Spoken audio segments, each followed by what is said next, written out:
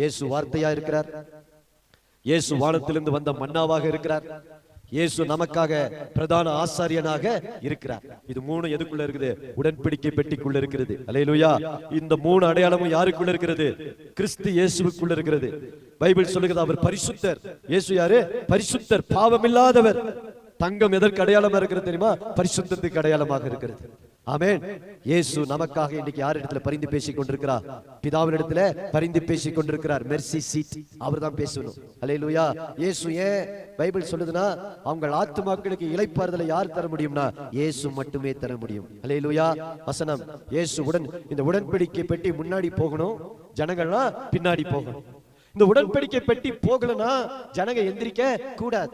எப்பெல்லாம் உடன்படிக்கை பெட்டியை ஆசாரியர் தூக்குன உடனே அங்க கூடி இருக்கிற எல்லா இஸ்ரவேல் ஜனங்களும் டென்ட் எல்லாம் கழட்டிடணும். என்ன கழட்டணும்? டென்ட் எல்லாம் கழட்டி பேக் பண்ண ஆரம்பிச்சிடணும். பேக் பண்ண ஆரம்பிச்சோன்னே உடன்படிக்கை